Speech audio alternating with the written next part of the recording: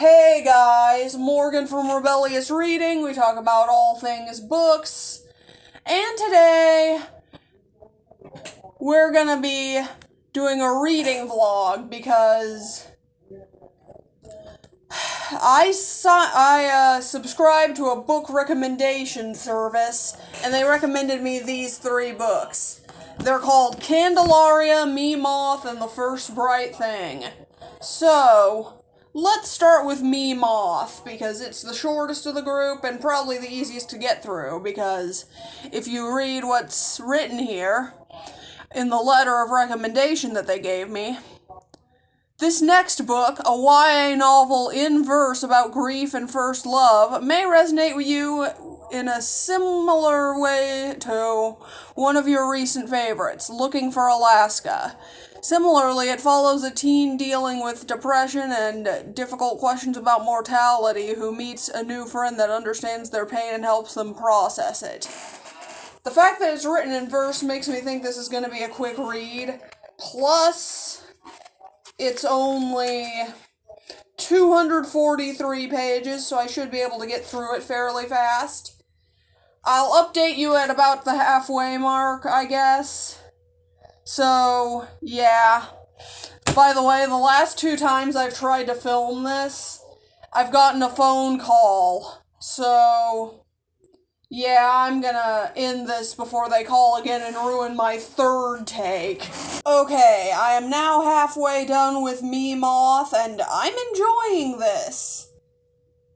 It seems like it's a story about racism, and the 2 main characters are a black girl named Moth and a Navajo boy named Sonny, I think is how you say his name.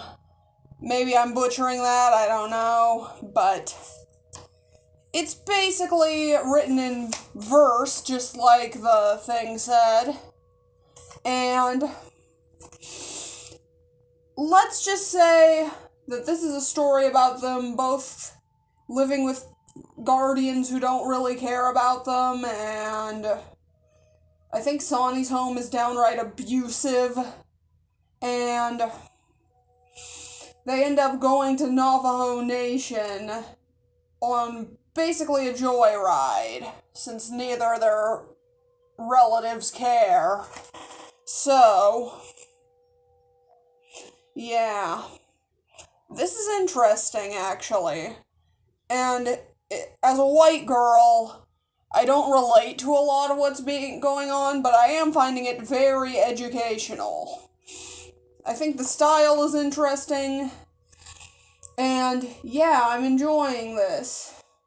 So, yeah, I'm gonna read the second half of this now, and I will get back to you when I'm done.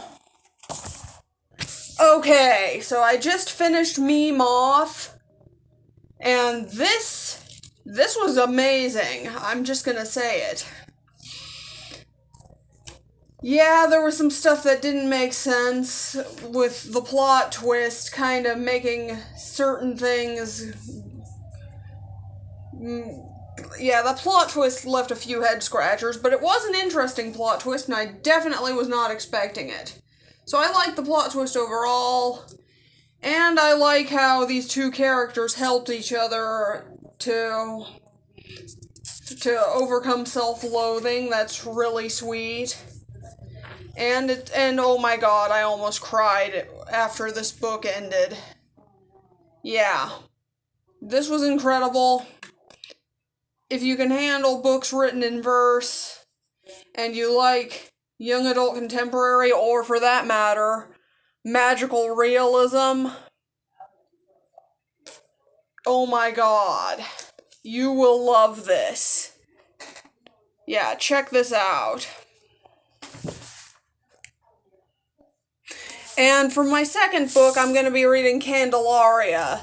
I saved The First Bright Thing for last because this one, just based on the description, sounds like one I'm really, really going to like. And I want to save what I think is probably going to be the best for last, so yeah. Yeah. Yeah, we're going to be reading Candelaria, and according to my letter here, you mentioned that you're looking for more magical realism in your reading life, and given your love of horror, I think you'll appreciate this literary novel. In it, a grandmother vows to save her 3 estranged granddaughters from the aftershocks of an earthquake in Chicago that quite literally raises the dead. So I'm guessing this is going to be a zombie-themed literary fiction book? I have no idea, but it sounds interesting, and it's not that long. It's only... let's see.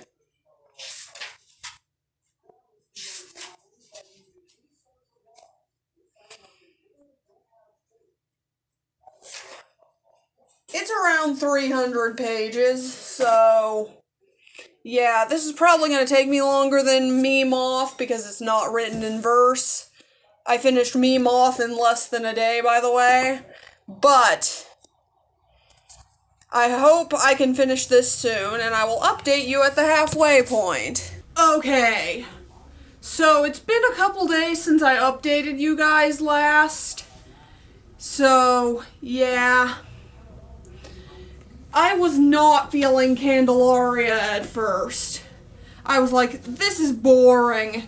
Well, actually, one of the timelines was boring, the other one was actually pretty interesting. But now the other timeline is starting to get interesting, and I'm starting to enjoy this. I'm intrigued to see where we go from here, because this book is weird.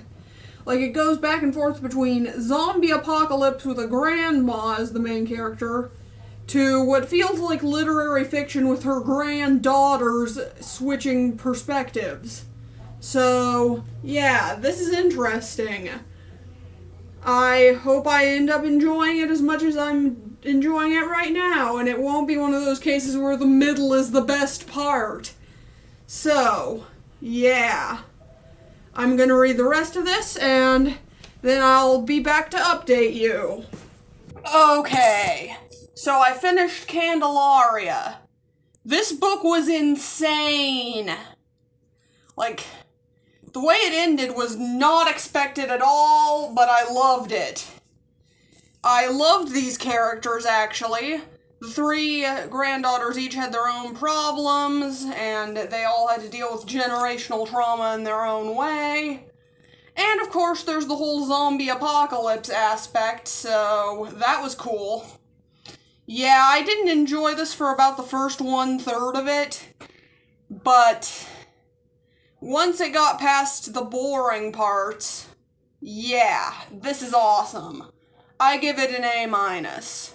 So, not quite as good as Moth, which is an A+ through and through, but A- is still good.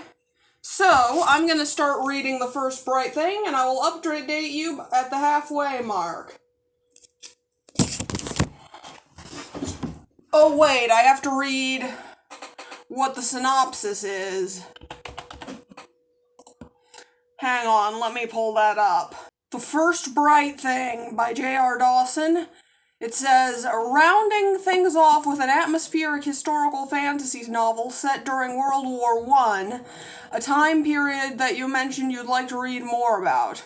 The story of Ringmaster Wren and the found family of circus performers she protects explores thought-provoking questions about how to keep hope alive when faced with a bleak and uncertain future. That sounds really interesting. And I also have, it also says on the story graph here that this is a fantasy book? Yeah, it's a historical fantasy, and it also says LGBTQIA+. So, there might be some queer rep in here. This sounds fascinating. So, yeah. I'm gonna read half of this, and then I'll update you again. Okay, so it's been a whole month since I started this reading vlog, almost. But I decided to partake in a readathon, which delayed my plans for this vlog. However, I am now able to slot the first bright thing in, and I have gotten to the halfway mark. This book, I don't know how I feel about it. On one hand, I like the idea of it. It's just about a magical circus set between World War I and World War II, and them finding out that they're going to be drafted into World War II in the future when that happens. And there's this evil circus as well that's also magical. So that's an interesting idea, and I really like the characters, and the atmosphere is great. But yeah, there's some illogical moments in here. There's one part where they hire a couple of 15-year-olds to join their circus, which, yeah, even they acknowledge that violates child labor laws, 1. And 2, there's also this whole thing about them being a little too 21st century-ish for this setting. Like, I get what this is trying to do, and I admire the attempts to bring queer people into this, but I don't feel like it's done all that believably. Like, the representation's good, though. And also, there's a dual timeline thing going on in this book, and I feel like one of the timelines is grabbing me more than the other, although that could change. Things seem to be ramping up a bit in the last few pages that I read, so yeah, I'm gonna read the rest of this book, and I will see you when I'm done, which will hopefully be tonight. Okay. I finished the first bright thing later on the night that I made that last clip. It's pretty good, actually, even though I didn't get around to filming this until a few days after I finished it. I liked the ending, I liked the message of hope, and I still really like the characters. Like, this is actually a great book, and I'd say it's about on par with Candelaria, because both of them were books that I didn't enjoy at first, but started to enjoy more and more the longer I read them. So I really enjoyed all 3 of these, and let's just say that on a scale of 0 to 10, I give Me Moth a 9, and I give these 2 an 8. So, would I recommend this book recommendation service? Yes, I would. But I would recommend being specific with what you want, because I saw a video from Books and Lala where she did the same thing I'm doing. Shut up, phone. And let's just say that she didn't quite get books that she liked. So, be specific if you want books you'll actually like. And